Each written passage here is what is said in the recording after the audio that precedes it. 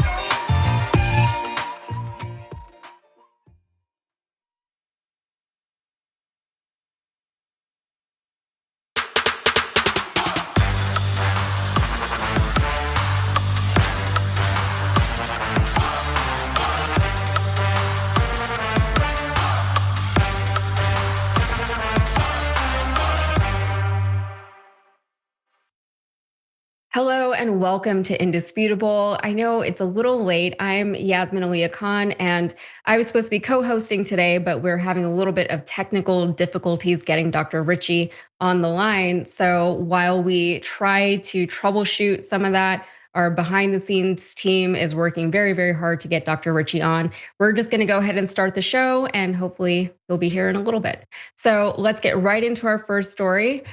President Donald Trump has lashed out at Representative Ilhan Omar, the Democrat from Minnesota, during his cabinet meeting yesterday, calling the Congresswoman garbage. And he confirmed that he does not want Somali immigrants in this country. Let's take a look.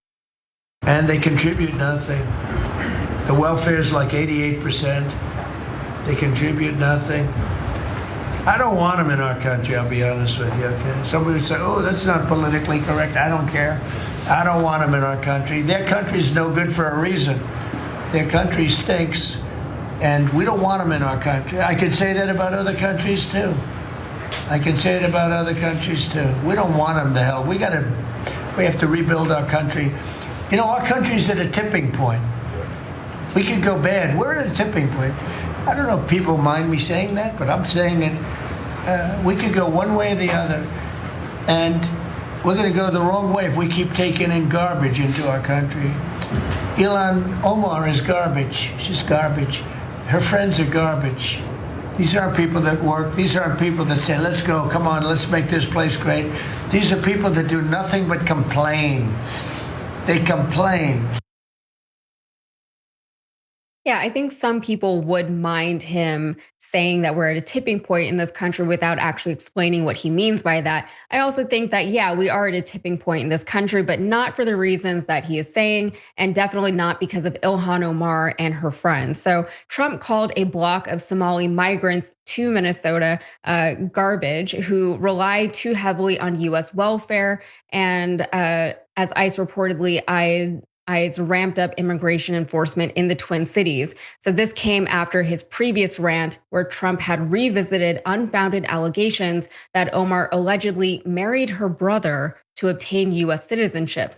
And he later added in a cabinet meeting, these are people that do nothing but complain, Trump said, adding, when they come from hell and they complain and do nothing but, we don't want them in our country. Let them go back to where they came from and fix it.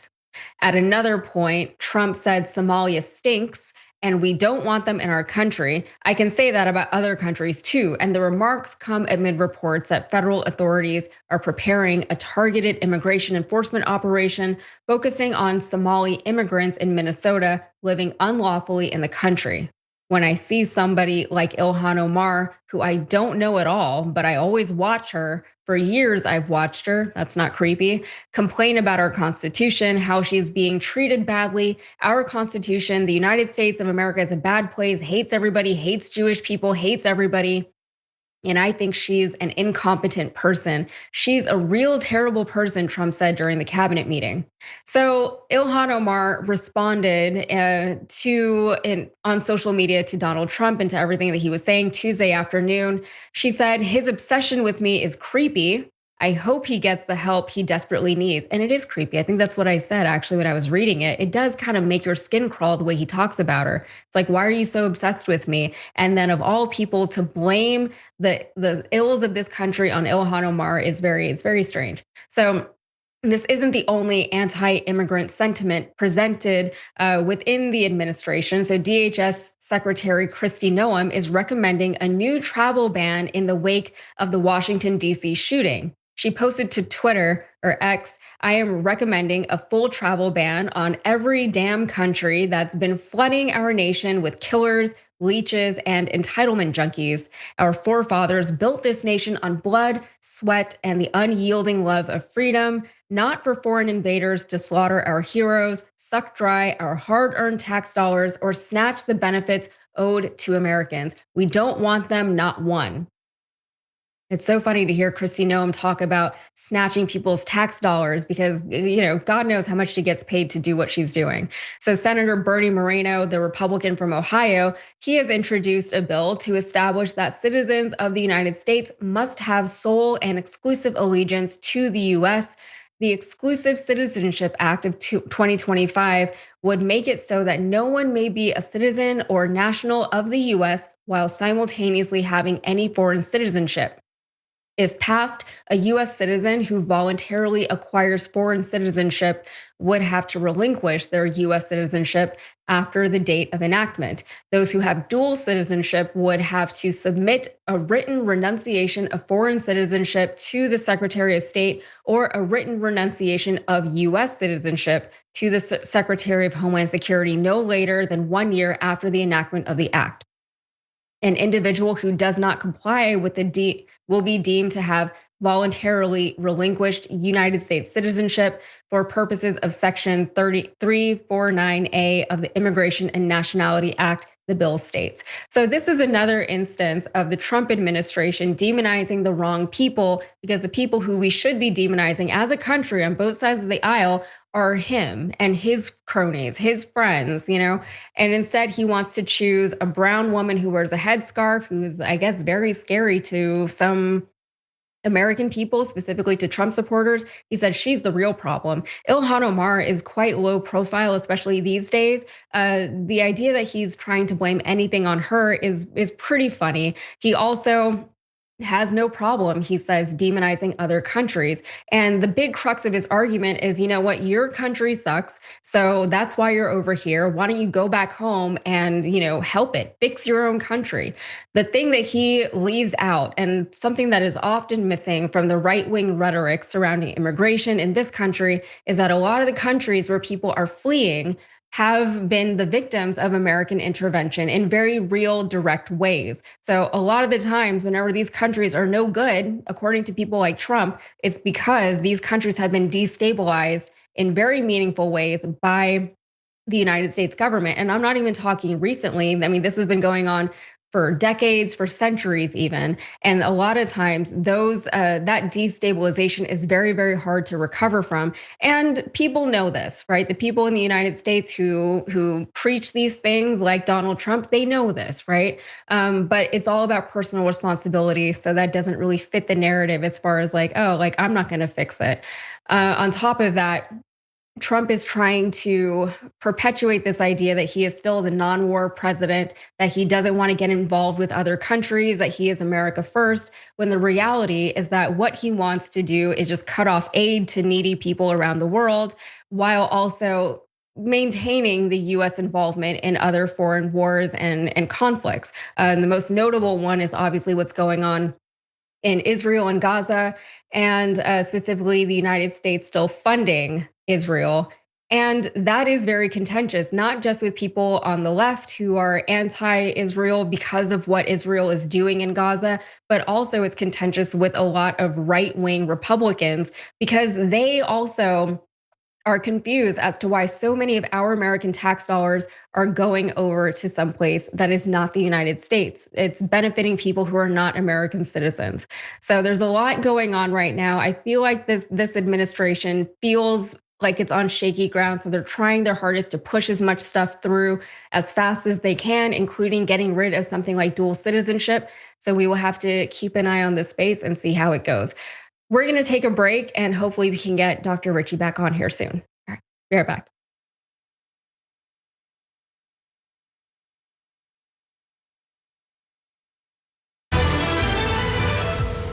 Hey, Andrew, what's up? Hey, Cenk, you ready to make the switch? Yeah, I guess. I promise it's easy, universal, basic, and you get income. Yeah, you keep saying that. But you sure I'm gonna have coverage? Of course you will. You think I would have bad service? I'm Andrew Yang. Of course I have good service. All right, let's try it. But I'm so bad at tech. So, wait. Should I do this thing of the hashtag business? Andrew, you're still on, right? Yep. Oh, I see it. No, wait, I don't see. Oh, yeah, I do see it. Here we go. I actually did not realize that you'd be searching in real time, but I love it.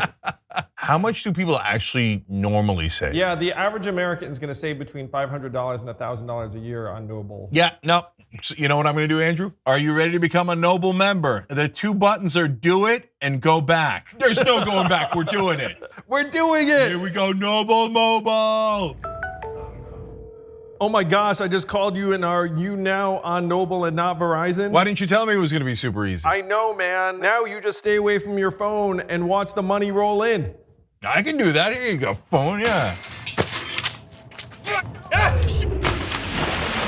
What the f? Jank, you still there? Andrew? Oh, well, at least I got Noble Mobile. It was really just one take. The whole thing is wild. It's in my shoe. It's in my shoes. Hi, I'm Brett Ehrlich with breaking news with Brett Ehrlich. This is breaking news with Brett Ehrlich. Hi, Brett Ehrlich here. According to EPA head Scott Pruitt, climate change is not happening. He cited a meme on Facebook he saw. When pressed to back up this source, he said it must be accurate because the watermark said it was made by a scientist. So, your move, Truth.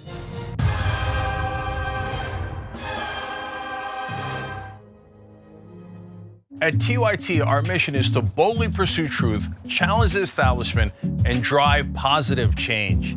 At a time when corporate capture of our media, our government, and our politics is nearly absolute, everyday working people need a champion to fight for them and to push back against the powerful interests that threaten our democracy itself.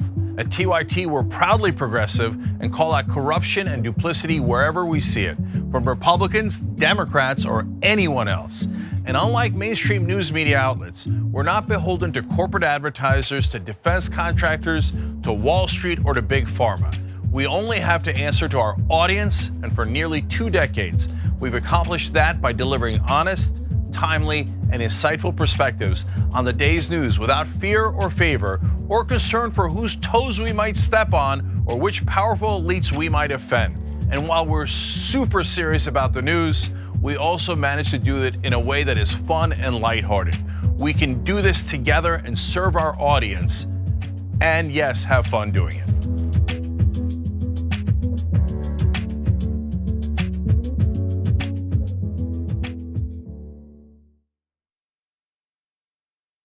You are the media revolution. You are much needed. TYT, TYT.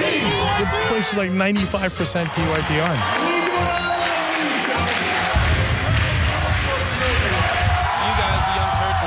Favorite channel, we're getting that message out. Tank and the Young Turks do an extraordinarily good job. No matter what mainstream media says, you have to listen to the Young Turks. The people who support us on the internet, that's what gives us strength. That's what allows anyone who was in there who was undecided to think one side seems to be winning, they seem to have a bigger army. There might be a reason for that. So thank you guys.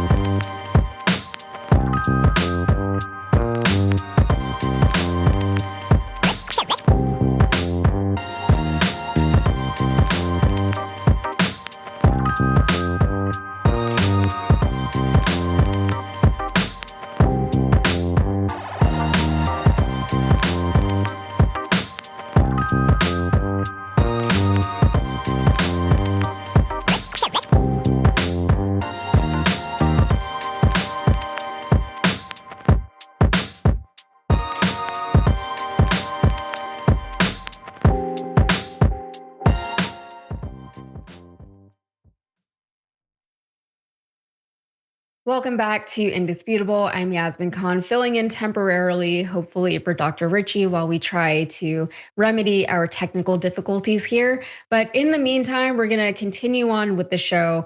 But first, before we get into our next story, let's talk for a moment. It is Medicare annual enrollment time. And if you are 64 or older, you're probably already tired of all the spam calls and the junk mail that is flooding in.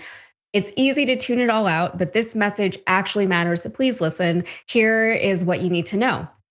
Medicare plans change every single year. Many are canceled for 2026. If you don't review your options, you risk overpaying or losing coverage you need. So that's why I'm telling you about our trusted Medicare partner, Chapter. These folks are different. They look at every plan in the country, not just the ones that pay big commissions, to find what truly fits your life, your needs, and your budget. It's quick and easy. Chapter can review your options in under 20 minutes. If your plan's already the best one for you, they will tell you. If not, they will help you switch. So it's worth it.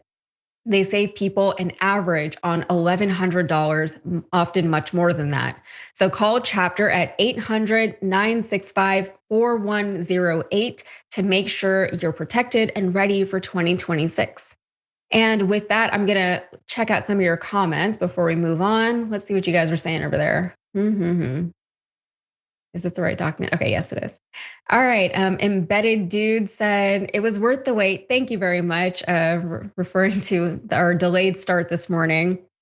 Over 9,000 Enter the Dragon says, yes, please, more of the hostess with the mostest. I'm doing my best just to fill in last minute. So thank you for appreciating my efforts.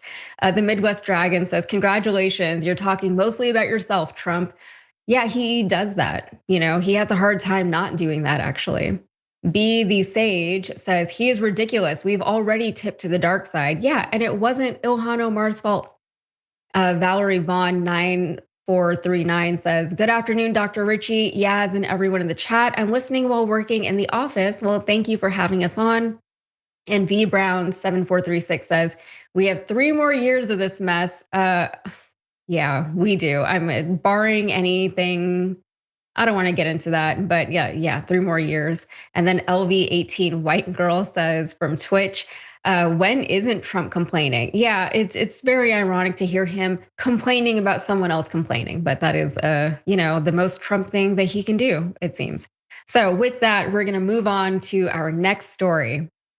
So according to Atlanta Black Star, Nicholas Dayton, the father of a biracial Florida teen, filed a federal lawsuit against the Brevard County School Board, claiming his 14-year-old daughter was improperly strip searched by staff, bullied and racially harassed by students, while school officials ignored the increasingly exasperated family's complaints. The suit claims Carrie Humphreys, the assistant principal at O'Galley High School in Melbourne, strip searched his daughter 3 times in violation of district policy, apparently seeking contraband that she never found on the 9th grader who was humiliated and traumatized by the violation of her body and her civil rights. Very understandable.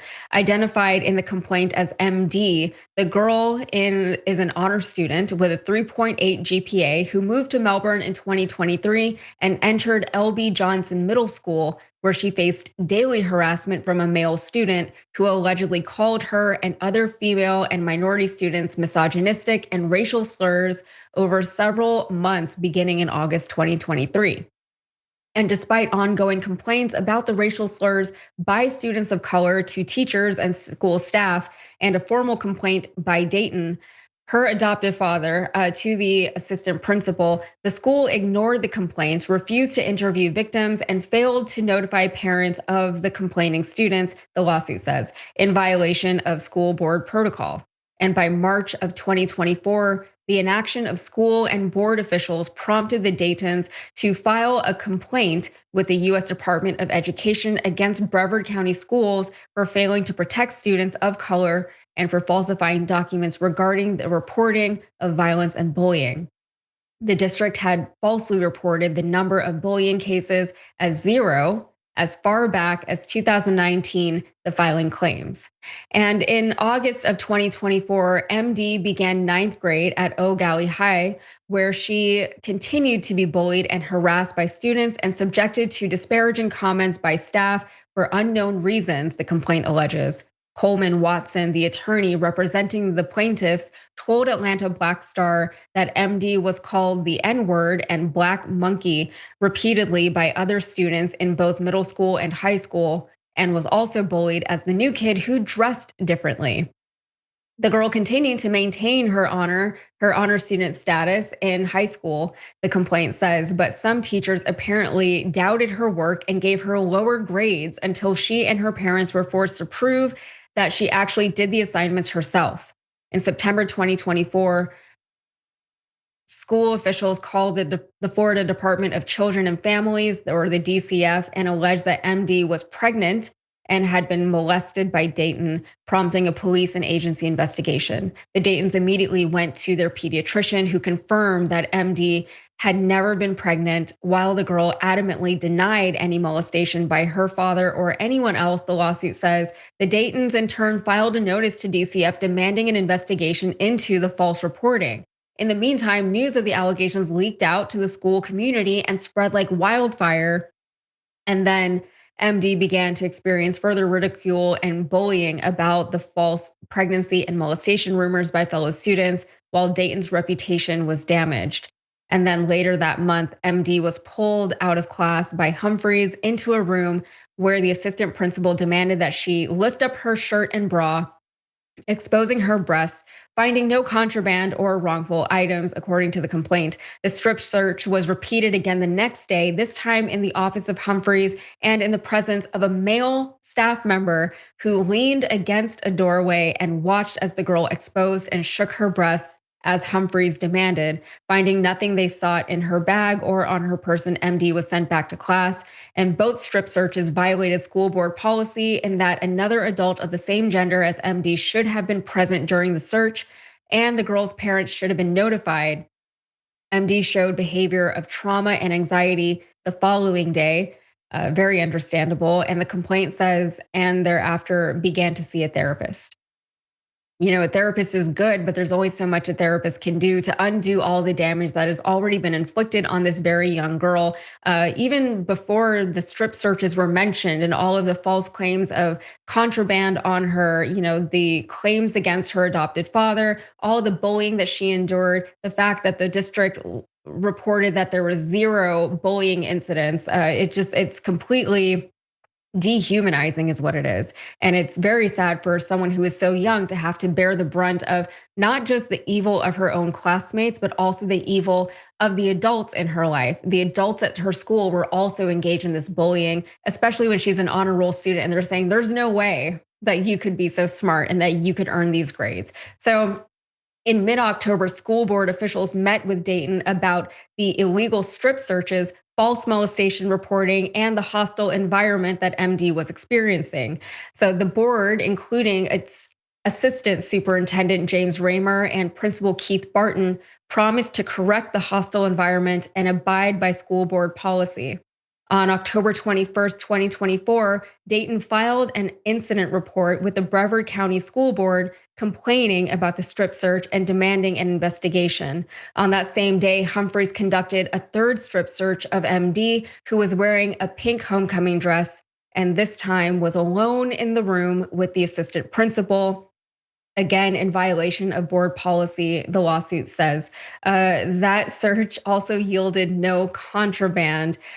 It's not just in violation of school board policy, but this is sexual assault or harassment. This is a crime. What's happening to this child? Again, she's a child in school. So on October 31st of 2024, Principal Barton admitted fault regarding the strip search of October 21st via email, writing to Dayton that the staff did not follow district policy, which requires that a search of a student's person or intimate belongings be conducted by a staff member of the same gender, and only in exceptional circumstances when there is an immediate threat to the health or safety of the student or others. When asked what the assistant principal was looking for, Watson told Atlanta Black Star that AP Humphreys never articulated why she conducted the searches, noting that the school now denies that the strip searches ever happened. None of the searches were done with parental consent, he said. It is yet another example of the school retaliating against Mr. Dayton for simply standing up for his daughter.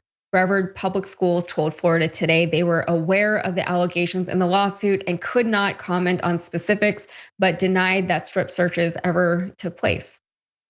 It's an easy thing for them to do, I guess. Just pretend the whole thing didn't happen. There's no proof. They weren't following protocol. So I'm sure nothing was logged the way it should have been. So they're like, you know what? We can just deny until it just goes away. So last April now, DCF and police investigators followed up on the molestation allegations, interviewing MD at school and at home. She continued to insist that she had never been molested by Dayton or by anyone. After the interviews, the girl spoke to her therapist. The lawsuit asserts that she has suffered great emotional harm in the hands of the school board and staff who never had MD's best interests at heart. Watson said MD's parents decided to move her to another school that felt safe due to her circumstances. And honestly, that's really the least that they could do for her at this point. It's also the most that they could do for her at this point. The best thing for her to do, for them to do as parents, in my opinion, is to just remove her from this situation entirely. She's already been sexually harassed by the adults in her life who are supposed to be protecting her. And I don't know if that's even a thing that we remember anymore as a society, that the adults in schools are supposed to protect the students, right? And especially on this show, we cover so many stories where those adults fail their students time and time again. So hopefully there's justice for MD here. I don't know if we're going to find it, but at the very least, I really hope she gets the help that she needs to cope with what has already happened to her. All right, so we're going to take another break. We'll be right back.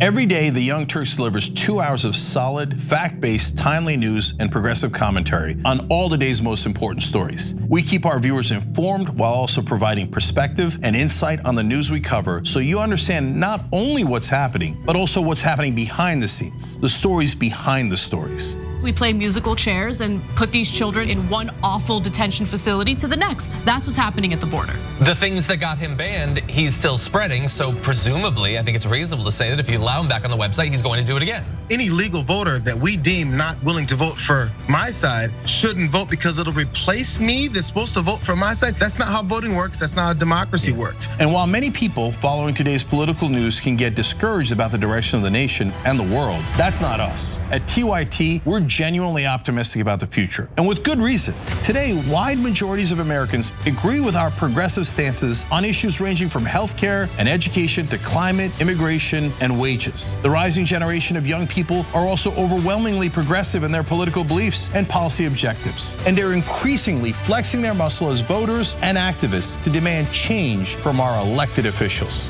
The traditional mainstream media is mostly AWOL. They, along with the government and many other cherished institutions, have been captured by corporate interests. Audiences sense that they're not getting the whole story or even the truth from once trusted outlets, whether broadcast and cable TV news networks or national newspapers and magazines. The antidote is the Young Turks. Unlike mainstream corporate outlets, we're not beholden to corporate advertisers, to defense contractors, to Wall Street, or to Big Pharma, and we don't carry water for the Republican or Democratic parties. So watch us Monday to Friday at 6 p.m. Eastern, 3 p.m. Pacific, and join the thousands of progressives around the globe who tune in every day for TYT's unmatched, award-winning content and see what it's like to experience a news organization that only answers to you.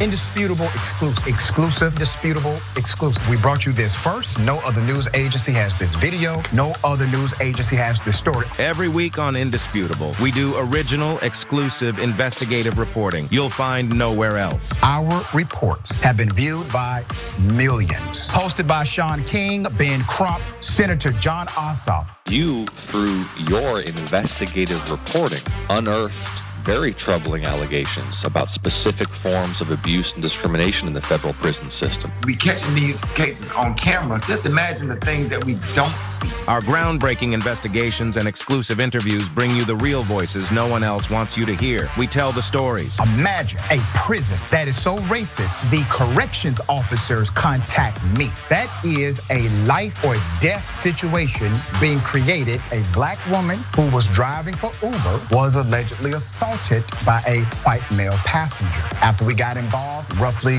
24 hours later, the police all of a sudden opened up an investigation. What was going through your mind when bullets were simply flying inside of your vehicle? Honestly, I thought I was going to die. Did these officers ever say that you fit the description of somebody they were looking for? Did they say that? Never.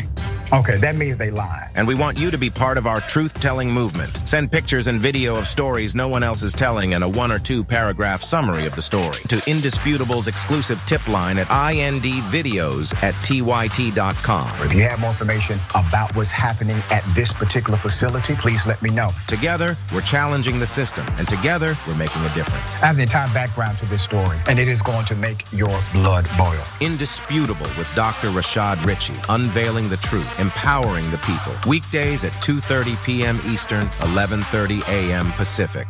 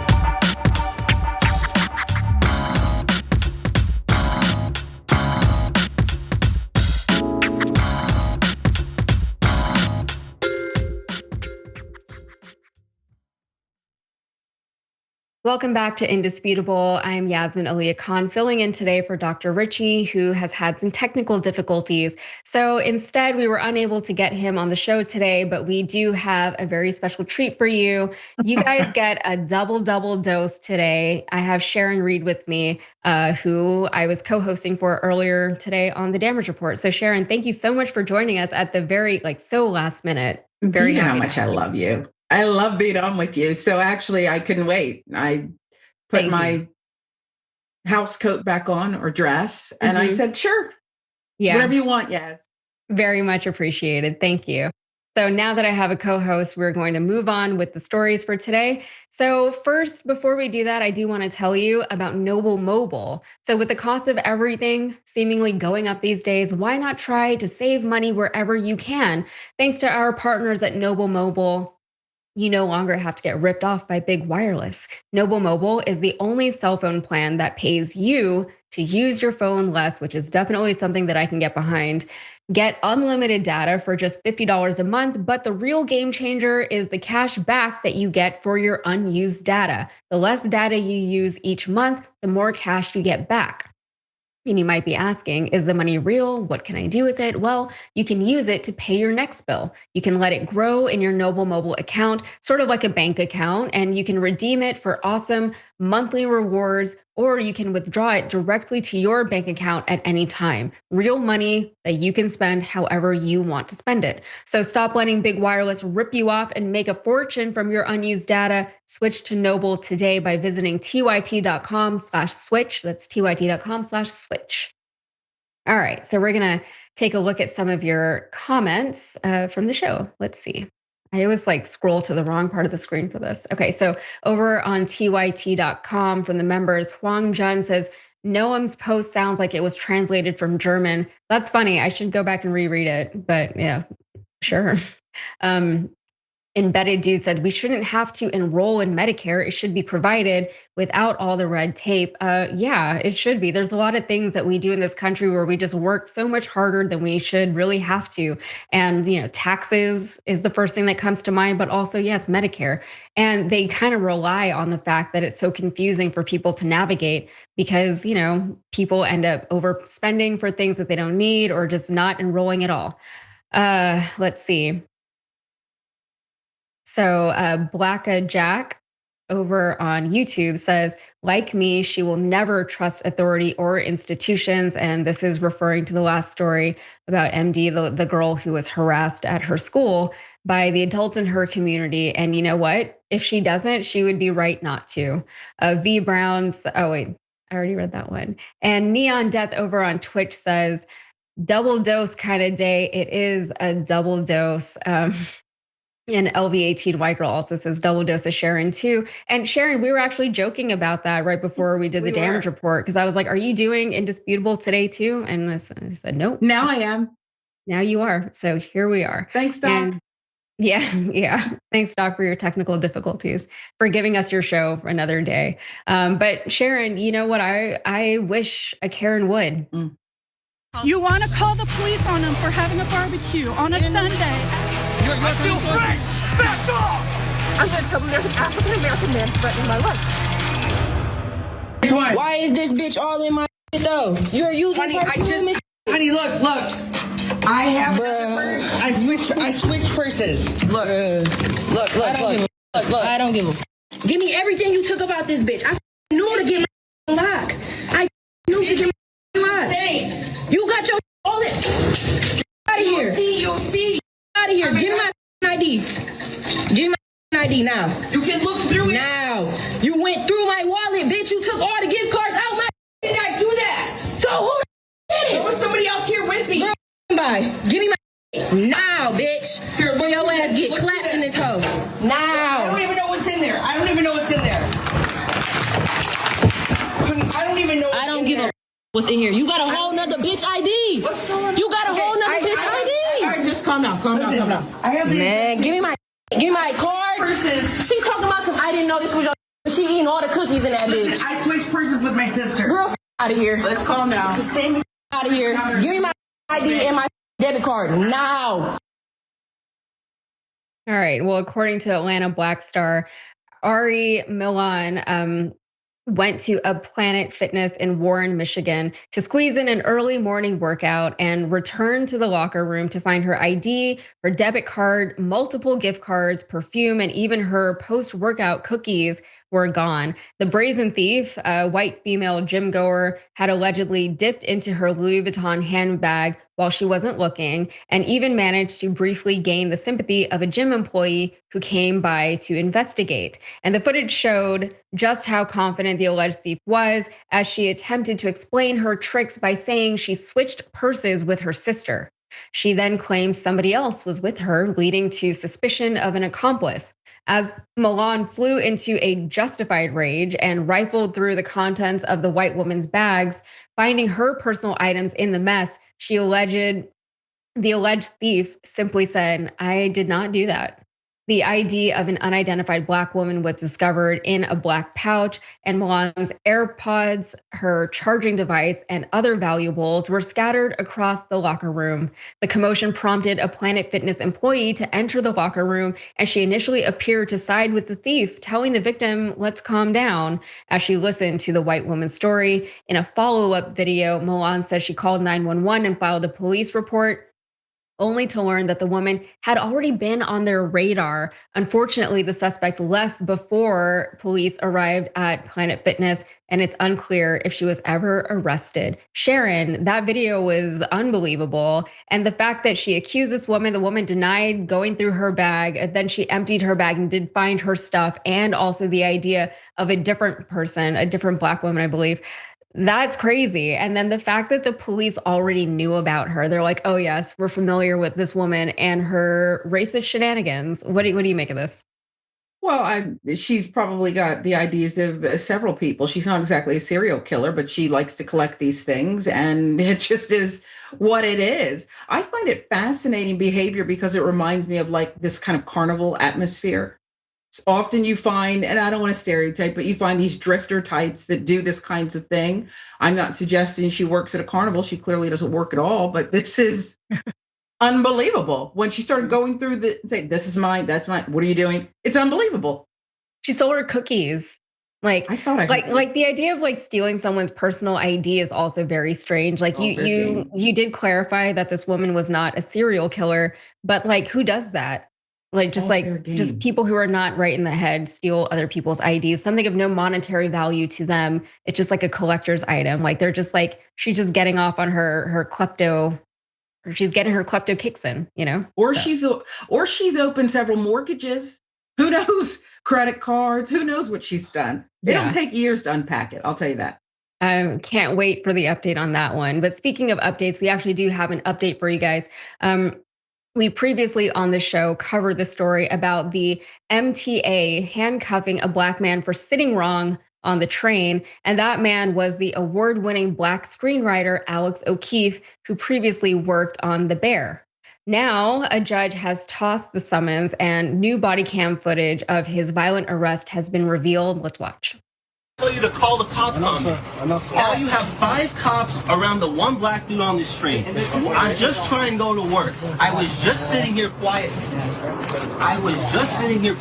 Okay, irregardless, we're here now, so you have to get off the train. I'm not getting off the train. I paid for the train. What did I do that was illegal? What did I do that was illegal? I can't get on the next train. I gotta go to my job. What did I do? What do you mean occupy over 2 seats? What rules are you making up? What do you mean occupy over 2 seats? I'm occupying 1 seat. All right, sir. Are you kidding me? Yes, sir. Are you kidding? Because my cup is here? Not your cup. Look at the way you're sitting. Because of the way I'm sitting? Are you kidding me? We're not going to argue with you. We're not going to argue with you. What the hell is going on in this country? If you want to complain, sir. Am I going? No, I need to go to my job. Are you seriously going to have the police take me off this train because of the way I am sitting?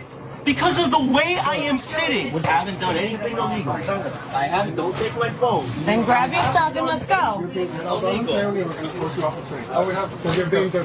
I am not being difficult. Yes.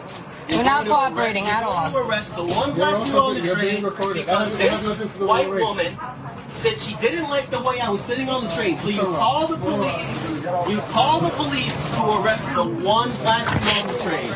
I haven't done anything illegal. Let's go. I haven't done anything illegal. I haven't done anything illegal. I am sitting on a train and one white woman didn't like my Stop resisting. Give me your arm.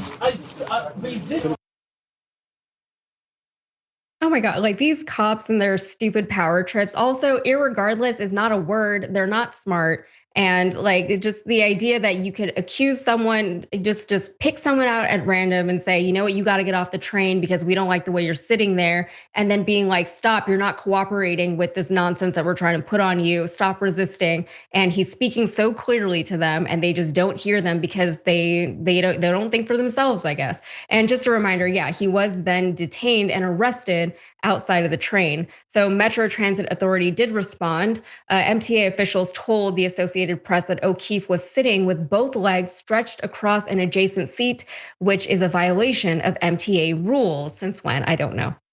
Now, a New York City judge has dismissed a civil summons against Alex O'Keefe, a former writer for FX's hit show The Bear, who was removed from a commuter train in handcuffs last month following a seating dispute. That summons was dismissed Tuesday by an administrative judge, a common outcome for such alleged violations. In a video filmed outside the courthouse, O'Keefe accused the MTA of trying and failing to make an example of me. I was harassed and detained for sitting while black, O'Keefe said in a statement. Even though this absurd case was dismissed today, I will continue to defend the civil rights of every New Yorker. The spokesperson for the Transit Authority did not respond to a request for comment on the dismissal. MTA Chairman Jano Lieber previously described the altercation as a simple case of a passenger not following the agency's rules. The police have to get involved because somebody won't take his feet off the seat, Lieber said, adding, just take your feet off the seat. It's that simple, and respect other passengers. But we'll take a look at the video and deal with all of the dramas that seem to come out of these simple interactions these days. We don't know how to talk to each other anymore. We don't know how to act around each other anymore. If somebody said, you know what, we don't like your feet being on the seat. We think you're taking up an extra seat, even though there's nobody else sitting there. If you get on a plane, Sharon, and there's nobody sitting in the plane in the seat next to you, you take that seat, don't you? Like you put your stuff on that seat. You lean over, you sleep on that seat, you put up the armrest and you take a nap.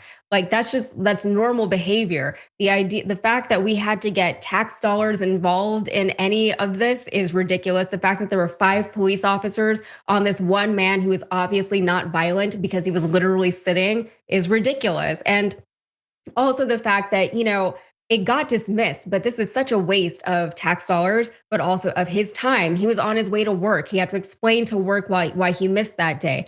This is a thing. This level of harassment is something that changes people. These types of interactions will change you. And in an earlier story, we were talking, somebody left a comment that this person is never going to trust authority anymore. I feel like a lot of people should not trust authority anymore. And the cops, especially these cops that were in this video, I mean, why should anyone respect them? They don't think for themselves. They don't even know why they're doing what they're doing. The things that they say make no sense, but we're just supposed to respect their authority because, I don't know, this was the best job they could get. What do you think, Sharon? Yeah, and the female cop, we can start with her because I think she said something like, you're not cooperating. Yeah. Why the hell should I? I didn't break any laws. Yeah. When is cooperation or lack thereof an arrestable offense? This is stupid. The country's hurting. People are homeless. They're unhoused and unfed. And I would love to add 5 more to the list. These officers should all be fired. And they should be fired because of what you said.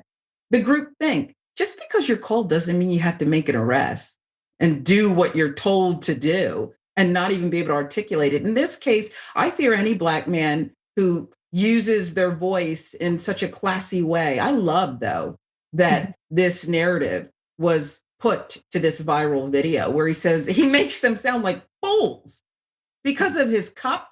The one dumb idiot cop, we don't even need their names. Idiot 1, idiot 2, idiot 3, idiot 4, idiot 5, Mrs. Idiot 5. Something about it. He actually responded and said, well, your cup was over here. Just if I can't trust you to say, hey, wait a minute, what are we called here for? Maybe I should give you the ticket for calling us. This it broke my heart. He has an arrest record. He missed work. So what? He got a ticket dismissed. I'm mad at the judge too. Don't just dismiss the ticket. Let's have some action the other way here. Who brought you here in this clogged up court system to do this drama?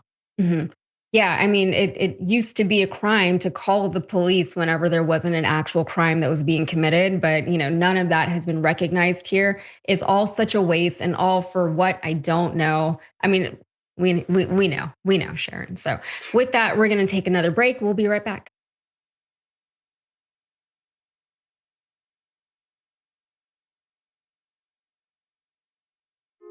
Hey everyone, Matteo Scarapore here, author of Black Buck, which is Shop TYT's first fiction book ever.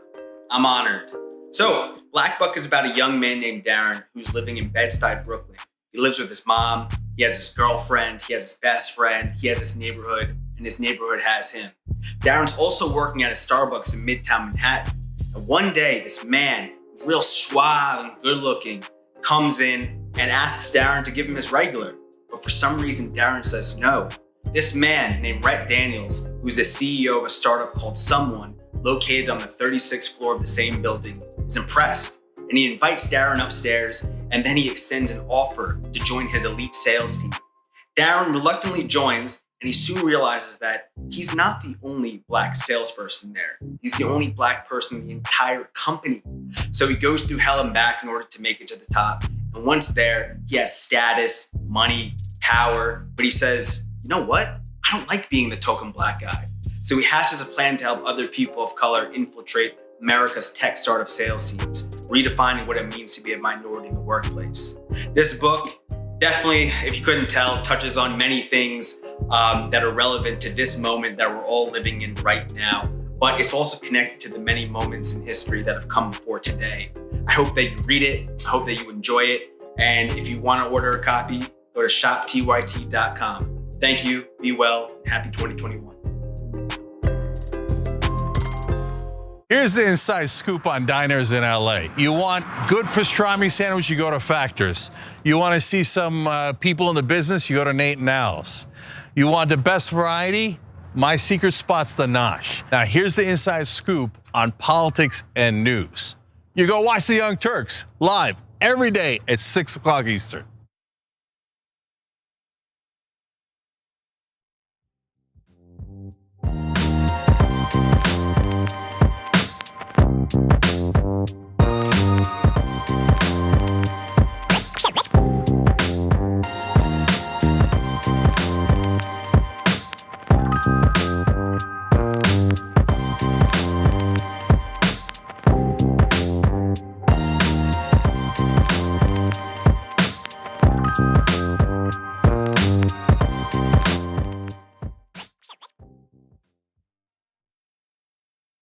Welcome back to Indisputable. You have Yaz and Sharon here. We're filling in for Dr. Richie, who was unable to make it to the show today, unfortunately. But we will continue to press on without him. Let's check out some of your viewer comments and see what you guys are saying.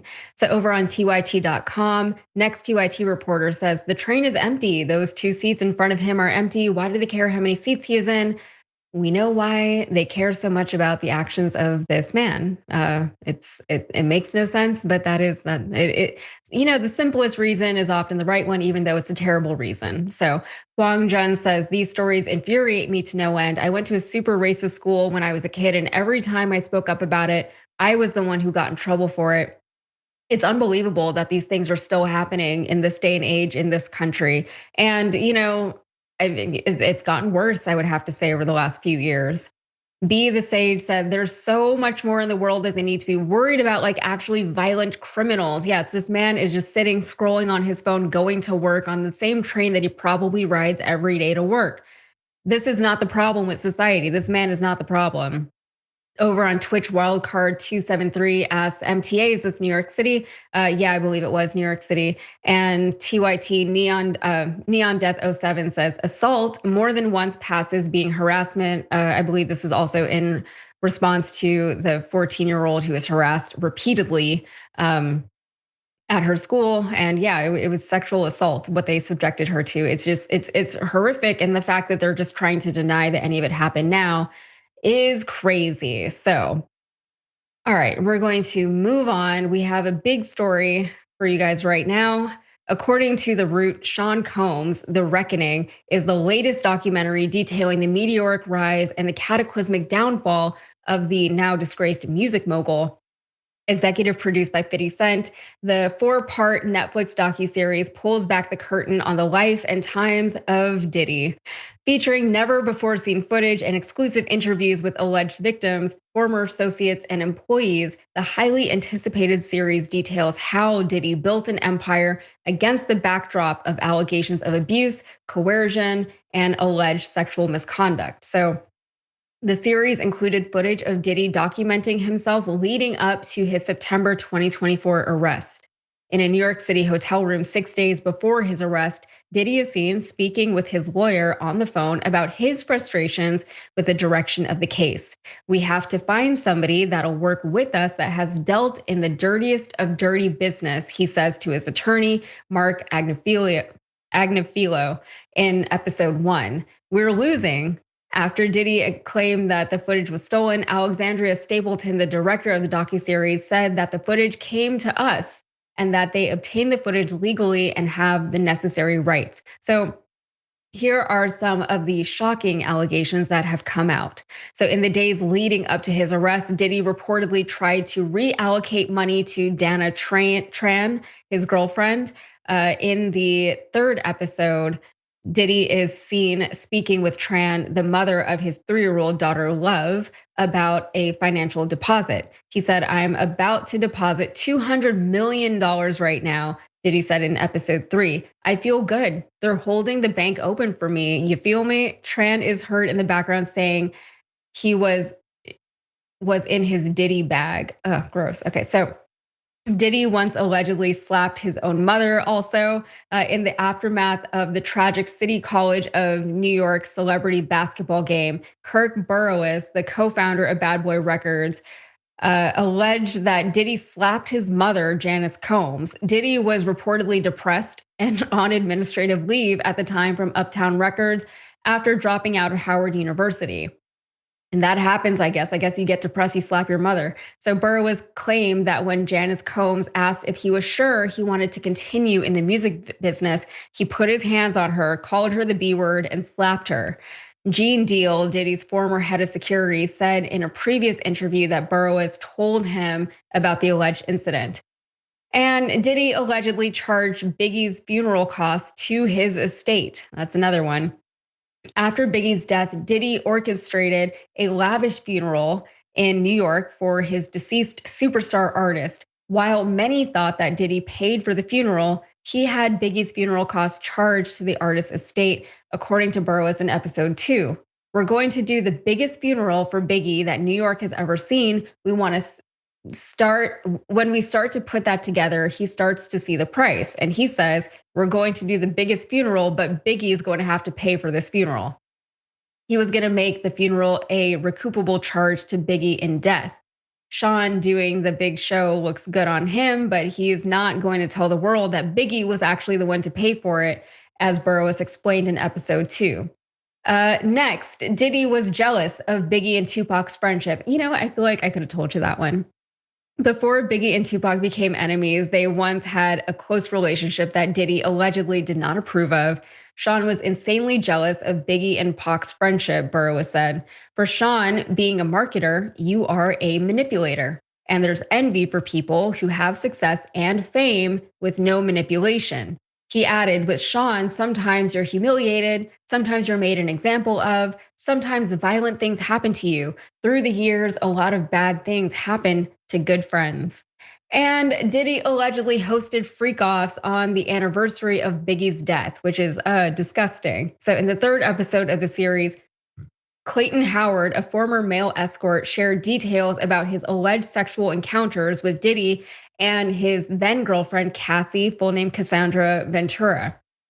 On Biggie's death anniversary, Diddy allegedly staged freak-offs. Every March 9th, the day Biggie got murdered, they would fly me to wherever they were, Howard claimed. I would hang out, drink, and party with them for 3-4 days while I had sex with Cassandra. I don't know if that was his release for that day or whatever, but they always called me on March 9th. Howard recalled Diddy telling Cassie to skip one of Tupac's songs as they got ready for a sex session. I remember the first night a Tupac song would come on. He said, babe, change that, Howard recalled, and she would change it. Howard said that Tupac was the only artist that Diddy asked Cassie to skip over on her playlist. And Aubrey O'Day is here. She says that Diddy emailed explicit photos of himself. Aubrey O'Day, a former member of girl group Danity Kane, revealed that she received explicit photos from Diddy via email while filming MTV's Making the Band. Diddy made it clear that I was the looker, she said. I remember that phrase a lot. He was separating me and there was a different set of expectations for me, and I just naturally floated into the grooming. O'Day also shared details about witnesses seeing her unconscious and on a leather couch while allegedly being sexually assaulted by Diddy and another man, according to an affidavit. I don't even know if I was raped, O'Day said. I don't know. I don't want to know. That's so sad. And also Diddy alleged, he had an alleged fetish for collecting fluid. And this is something that I think we all remember, because once that image was in our heads, like, how could we ever get it out? So here's that bit. The weirdest thing was they used to physically collect my semen in a cup. Oh my God, this is not even what I thought it was. Okay. I apologize. I don't know what else to do. I apologize. They collected my semen for like a year. They said this is not even the baby oil that we're talking about. Okay, let me. I'll just read that again so you're clear. The weirdest thing was they used to physically collect my semen in a cup. Howard said they collected my semen for like a year. When Howard finally asked him about the alleged collection, Diddy was upfront about his rationale. He told me, I like to see her play with it and drink it. He said, what's wrong with that? Howard claimed I was like, to each their own. After he asked them about it, Howard said they never collected his semen again. Okay, so that was way worse than what I was prepared to read to all of you just now. So they did interview a juror that was unsympathetic to Cassie also. Juror 75 recalled being confused by Combs' relationship with Cassandra Cassie Ventura. Ventura filed a civil lawsuit against him in 2023, accusing him of repeated physical abuse, rape, and forcing her to have sex with male workers. The suit was settled privately one day after it was filed, with Combs denying any wrongdoing. If you don't like something, you completely get out. You can't have it both ways, have the luxury and then complain about it. I don't think so, Juror 75 said. He said he 100% thinks justice was served in the end. Cassie tried to get out. Sharon. Like we saw the tapes of what happened when she tried to get out of this relationship that she was in. And the fact that they were able to remotely spin Cassie's story as like, oh, she was willing to do whatever she had to do to get to the top is ridiculous. And it just shows how much misogyny there is in the world, in that courtroom alone. It's very sad what's happened to everybody who's been in Diddy's sphere. The fact that he charged Biggie's funeral, that he decided to throw, that he set the budget on to Biggie's estate is not even, it's not remotely the worst thing that he's done. But you know, Diddy is sitting in Rikers right now, which is probably where he should be. And it's also not, there's not a zero chance that Trump is going to give him a pardon. So it just unbelievable. What do you think? It's being good company with the other people who have received special treatment, like, you know, Paul Manafort, Ghislaine Maxwell, and others. Listen, this is so gross. Let's talk about Juror 75, who probably walks around in raw animal skin and carries a club because that's how antiquated his thinking is. Mm-hmm. A woman deserved it. By the way, I proudly say, I'll do what it takes to get to the top, not whatever it takes.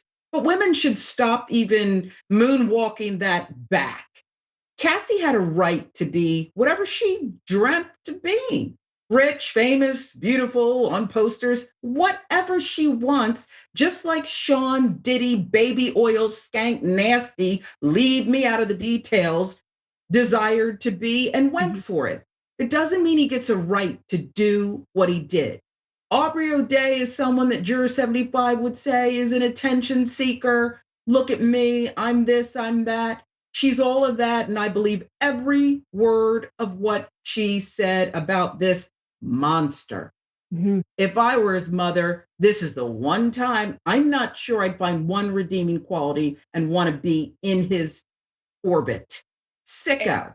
It's just evil. It's like evil incarnate, you know? And I felt so bad for Aubrey O'Day when she said she doesn't know she was raped. She doesn't even want to know what happened because then she would have to live with what has happened to her. And she, you know, Diddy had that show Making the Band where he put together a band and, you know, that was Danity Kane, and Aubrey O'Day was one of the 5 members who made it into the band. And there's so many, if you go back and watch clips from that show, it was horrendous, the things that he had them do. And back then there was a lot going on in reality television that was so ridiculous. I mean, you can watch so many other shows that were on at that time, and you can see the abuse that they put these contestants through. But it's just like it's worse, I think, than what Tyra Banks put some of those models through on America's Next Top Model, and that's saying something, you know. But it just feels like just pure evil, you know, like no regard for anybody, but also no capacity for any kind of empathy, just psychotic behavior, like diagnosably. I mean, I'm not a doctor or anything like that, but I feel like, has a doctor not looked at him or looked at his case? Because like there has to be something diagnosable here beyond just like your everyday narcissism. So that's the update. I haven't watched the docuseries, but I will. I definitely will one day when I'm just at home working on my little projects and I need something to watch in the background. I'm going to put that on. So with that, we are going to take one last break and then we'll be right back.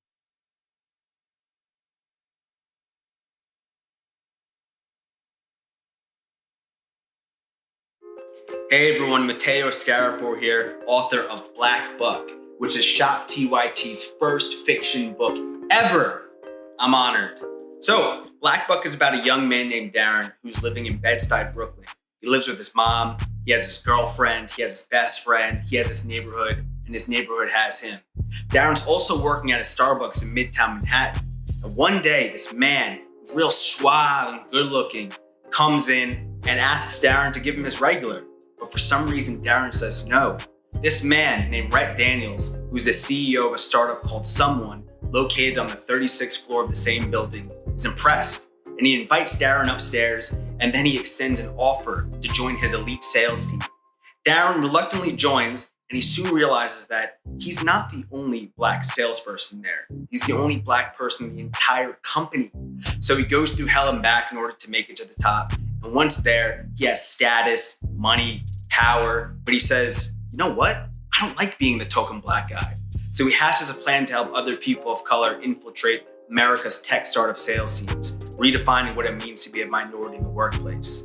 This book definitely, if you couldn't tell, touches on many things that are relevant to this moment that we're all living in right now.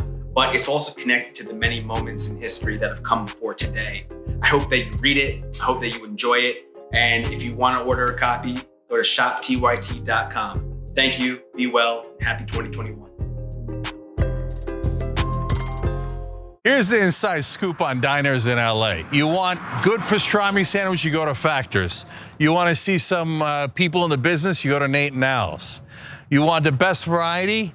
My secret spot's the Nosh. Now here's the inside scoop on politics and news. You go watch the Young Turks live every day at 6 o'clock Eastern.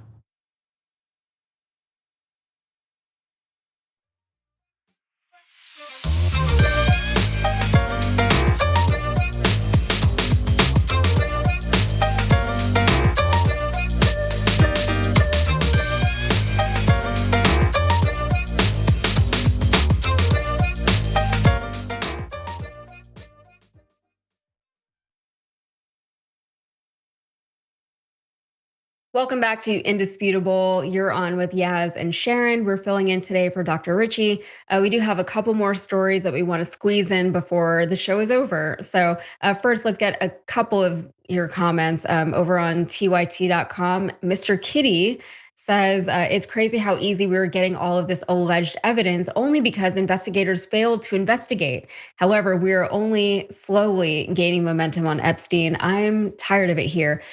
Same. It's all so exhausting, but don't let them get you. That's what they want. They want you to get tired. They want you to disengage. They want you to stop paying attention. And we can't let them win. All right. Over on Twitch, Neon Death 07 says, I saw that show. You could see his abusive behavior. Stopped watching it. And I assume you're referring to Diddy's Making the Band. Yeah, that show is crazy. Yeah, it was also a crazy time. There was a lot going on reality TV. Not that it justifies any of it, but you could see, if you go back and watch, you could see that he really was just like an unstable person who really needed to feel like he was in control over people's entire lives. So he really relished that. So anyway, as I said, we have a couple more stories. So let's get into this next one. A $10 million verdict has been reached after a Jefferson County Sheriff's deputy was attacked by a narcotics detection dog in 2021. So a Jefferson County jury has returned a verdict in a case against a Hueytown police officer and his narcotics detection canine who attacked a Jefferson County Sheriff's deputy during training in May 2021. Hollis, Wright, and Clay, PC, HWC, represented Amy Jo Brasher, the deputy with the Jefferson County Sheriff's Office. According to HWC, in the months leading up to May 2021, Hueytown police officer David McIntosh failed to meet the monthly training requirement for his narcotics detection dog, Rocco. HWC says evidence presented in the trial showed that McIntosh had not met the requirements which are mandated through Hueytown policy and national standards. Testimony further revealed that just weeks before the attack, the same canine attacked a Hueytown jailer, sending her to the hospital, said HWC. According to HWC, following the attack on the Hueytown jailer, McIntosh was ordered by his superiors to keep Rocco always muzzled when around people. However, HWC says on the day Rocco attacked Brasher, McIntosh had disregarded those orders. HWC says during the May 2021 training, Rocco broke free from the lead and began running uncontrolled and unmuzzled before attacking Brasher. Court records show that after a 7-day trial on November 25th, 2025, the jury voted in favor of Brasher, delivering a $10 million verdict against McIntosh.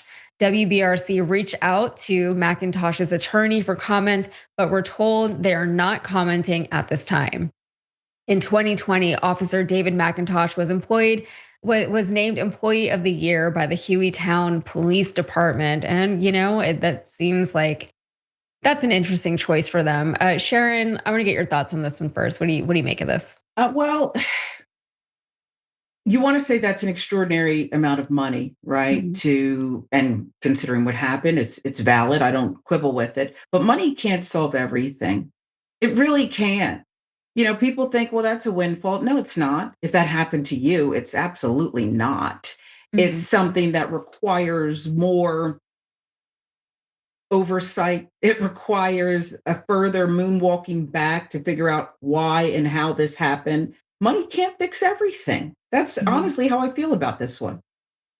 Yeah, and it's also, I think that that's kind of a running theme with a lot of the stories that we happen to cover on this show. We always want justice. We always want some kind of like monetary settlement because it's really the least that we can offer to people who have been made to suffer at the hands of others. And it always feels inadequate. $10 million, great. That is a life-changing amount of money. I'm not saying she doesn't deserve it. But it's also like, there's a lot of physical things that you have to endure just to get that amount of money.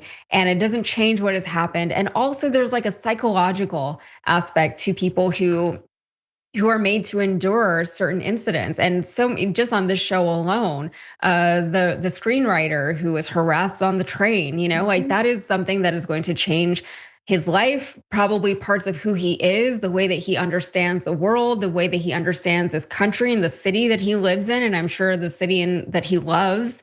All these things really can change people and not always for the better. So it's very sad beyond the obvious what has happened. So we're going to move on. We have one more story for you guys, and it is a silly one. According to Mediaite, employees at a Virginia liquor store were startled to find more than 24 bottles smashed on the ground and puddles of alcohol mixed among shards of glass when they returned to work following their Thanksgiving break on November 29th. Who broke in? So they found the suspect soon after. It was a passed out black raccoon in the bathroom. Hanover County Animal Protection and Shelter, in a social media post on Tuesday, confirmed one of its officers responded to the Black Friday break-in at an Ashland ABC store, where the officer found a very intoxicated raccoon, a drunk raccoon at this convenience store. So after a few hours of sleep and zero signs of injury other than maybe a hangover and poor life choices, he was safely released back to the wild, hopefully having learned that breaking and entering is not the answer, the shelter wrote on Facebook. And, alcohol, it's not always gonna solve your problems, but maybe he was just trying to get through the holidays just like the rest of us, Perhaps one day he will join Chewy, the meth smoking raccoon that we've covered on this show before, in drug rehab. Just what we need. Like, these raccoons are already out of control. They're squirrely, which is, ironic a little bit, but just what we need. We need drunk raccoons, and we need raccoons on meth. Can you imagine a raccoon on meth? Like if one of those got into your house, the chaos that would ensue. Sharon, this is a crazy story. What do you think? It is, but since I live in Atlanta and Atlanta's not a real place, we probably have them all over the place here. I mean, I'm certain we have the large city rats coming in and out of sewers. I mean, like most cities, but you got to do better. Come on. Well, they stop when things like FIFA and World Cup is here. But the rest of the time, we're Super Bowl. There weren't many rats then. They dropped things into the sewers and it was all good. I don't know what you do about these rat-like beings, these raccoons. They're so creepy with their little well, did you see, Sharon, that they're so gross? No, people are starting to domesticate them now. Oh, so stop it. You can get like a dog or a cat or a raccoon. And there's actually evidence that these raccoons are domesticating because their snouts are getting shorter. So they're like getting cuter to humans, which is what happens right before they become like widely domesticated, which is great. I don't know how smart they are. They will go into your refrigerator, dig in your stuff. Like, this is this raccoon knew where to find the alcohol. He said, it's Thanksgiving, nobody's working, I'm gonna go find the alcohol. He had a time for himself, and he got drunk, passed out in the bathroom, and then just went home like nothing happened. He was like, this is a movie. He had a time. This is so gross. He had a time for himself. So, all right, Sharon, thank you so much for joining me on this. I loved it. Very last minute show. Tell everyone where they can find you and all of your work. Well, first of all, you can find me in Atlanta. Again, not a real place, but Rebel HQ. I'll put up another installment, I think, tomorrow. And then right here, thanks, Doc, for letting me, just visit the show today. Thanks to you, Yaz. And I will check out your stuff all the time. I watch your Rebel stuff all the time. Thank you so much. That's very nice. Yeah, and you can also find me over on Rebel HQ, and Sharon and I are always bouncing around on these shows, so you can catch us when you catch us. All right. Thanks so much for joining us today. Sorry for all the technical difficulties that we were dealing with, but hopefully Doc will be back tomorrow. Thanks so much for joining us. Take care.